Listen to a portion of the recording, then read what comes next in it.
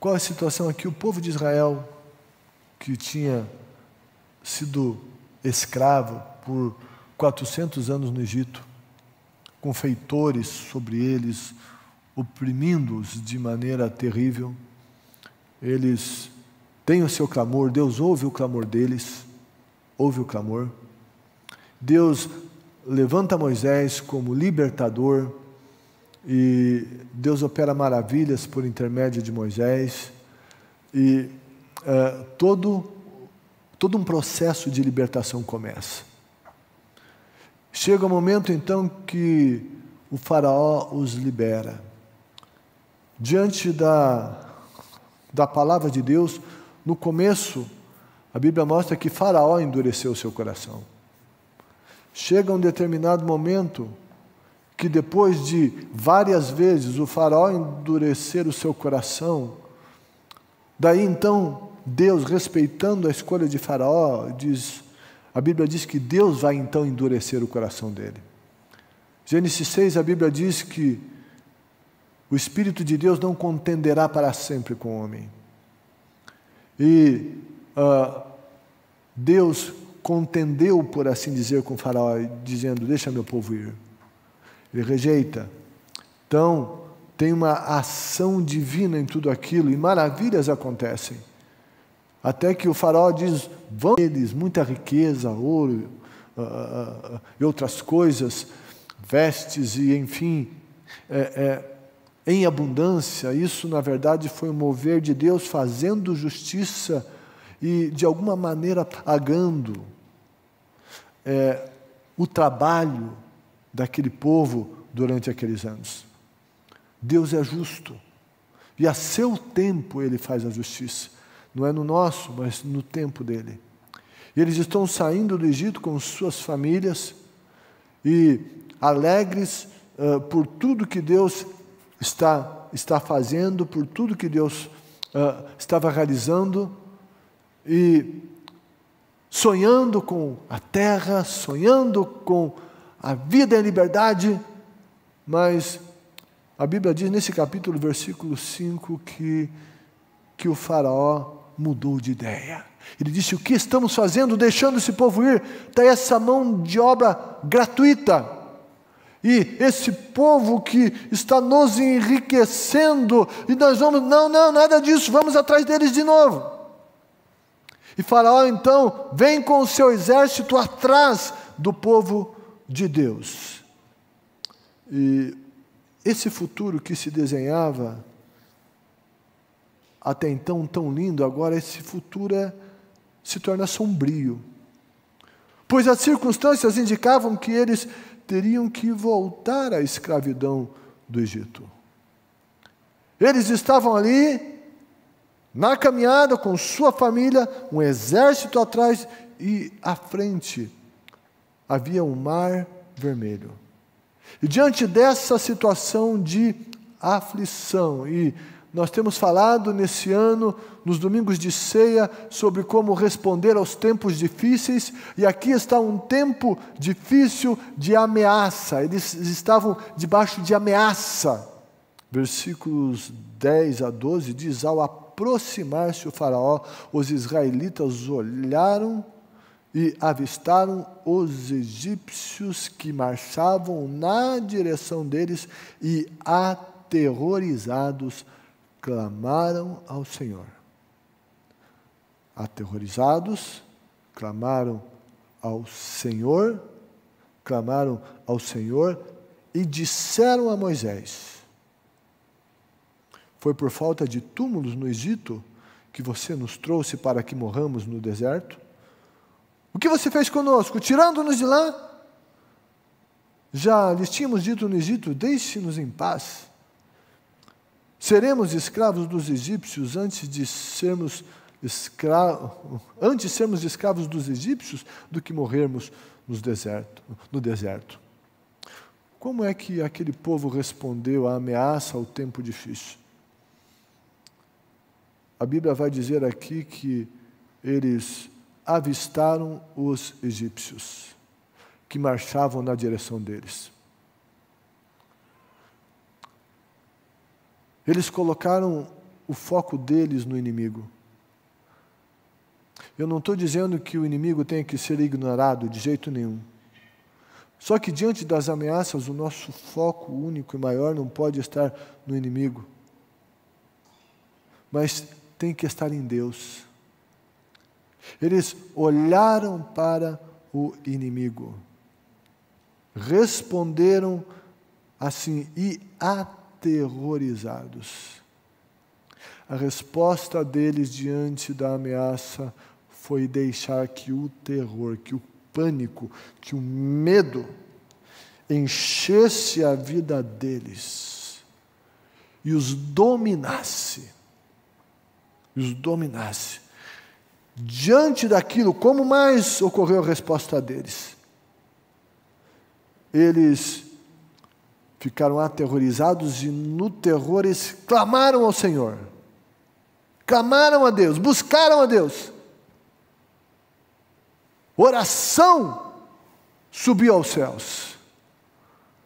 E essa é uma resposta, uma reação normal àqueles que creem em Deus.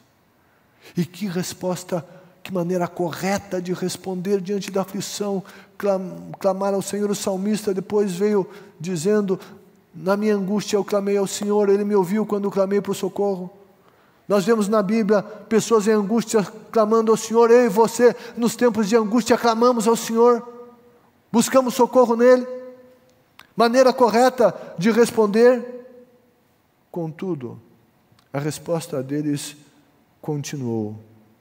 E a Bíblia diz que eles clamaram a Deus, olharam por um momento para Deus, olharam para o inimigo, deixaram o terror vir, clamaram a Deus, mas daí eles fizeram uma outra coisa. Eles disseram a Moisés e apontaram o dedo para ele. E disseram: foi por falta de túmulos no Egito que você nos trouxe para morrermos nesse deserto? O que você fez conosco? Tirando-nos de lá. Clamaram a Deus e foram atrás de um culpado e apontaram o dedo para ele. E começaram a dizer coisas que não deveriam ser ditas. Diante do terror, diante de um clamor a Deus, mas agora eles fazem alguma coisa muito danosa, muito ruim, que não iria ajudar em nada a eles. Diante do problema, eles foram atrás de um culpado. Sabe, eles estavam desvalorizando tudo que Deus fizera. Eles estavam ali num processo de libertação. Coisas tinham acontecido, estavam acontecendo, Deus na direção, a nuvem lá em cima, tinha direção divina. Num processo de libertação. Sabe, sempre que se está num processo de libertação de alguma coisa, a coisa não é fácil. E há dificuldades, mas eles estavam respondendo negativamente, respondendo mal a esse processo. Eles tinham uma oração a Deus, correta, mas a fala que eles tinham com os outros na horizontal era extremamente errada. Eles clamavam ao Deus da solução, ao Deus da vida, mas da boca deles saía palavras de morte, condenação. É preciso saber como responder diante das ameaças e diante das aflições. Ah, mas aconteceu e não deu certo. Sabe, se não deu certo, continua. Deus é soberano, Ele sabe porquê, Ele sabe até o porquê não deu certo. É preciso continuarmos juntos. E nesse processo de libertação em várias áreas da nossa vida, no que se refere a marido e mulher, o apóstolo Pedro diz na sua primeira epístola: terceiro capítulo, 7º versículo, diz: do mesmo modo, vocês, maridos, sejam sábios. Sejam sábios no convívio com suas mulheres. E tratem-nas com honra, como parte mais frágil e co-herdeiras do dom da graça da vida, de forma que não sejam interrompidas as suas orações. Sabe o que Pedro está dizendo aqui? Ele está falando que tem oração, mas dependendo de como a gente se trata, a oração vai ser interrompida. Se nós não soubermos responder às ameaças e às aflições, a oração será interrompida. Aquele povo tinha orado, mas a fala e a resposta deles estava interrompendo tudo. E daí, diante da ameaça, da aflição, da dificuldade, como Moisés respondeu? Versículos 13 e 14 diz: Moisés respondeu ao povo: não tenham medo, fiquem firmes e vejam o livramento que o Senhor lhes trará hoje, porque vocês nunca mais verão os egípcios que hoje vêm. O Senhor lutará por vocês, tão somente acalmem-se. Que resposta sábia! É assim que a gente responde às ameaças, às aflições, às adversidades. Não é desanimando, desistindo, acabou, não deu certo. E sabe, na caminhada, nós erramos, nós temos experiências negativas, mas elas não podem nos segurar. No que erramos, vamos aprender com os nossos erros. Ei, Deus chamou, Deus trouxe libertação, estamos no processo. Sabe, em meio a esse processo, adversidades acontecem, o inimigo quer atacar, e muita coisa quer impedir. E nós vivemos em batalhas espirituais. A Bíblia diz que temos um inimigo que está à nossa volta, rugindo como leão, buscando a quem ele possa engolir sem mastigar. A Bíblia fala que há um embate, que há uma luta. Não é porque Deus disse que vai ser fácil. Ele nunca prometeu o mar de rosas sem espinhos, não é isso não. Tem batalha. Mas a gente tem que responder bem nessa batalha. E como é que a gente responde?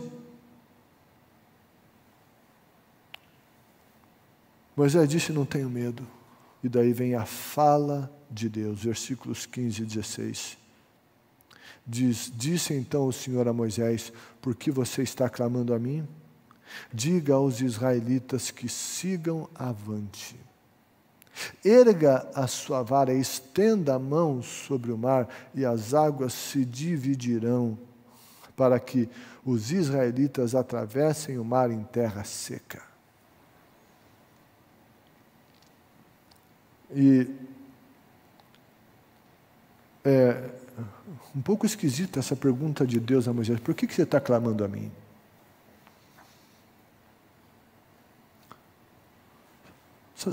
Sabe por que Deus pergunta isso a Moisés? Porque Moisés já tinha clamado. E Deus já tinha dado as ferramentas para ele. E daí Deus diz: por que você clama a mim? Diga aos israelitas que sigam avante. Deus está dizendo: não é para parar. Deus está dizendo: a aflição não pode parar. A ameaça não pode parar o meu povo.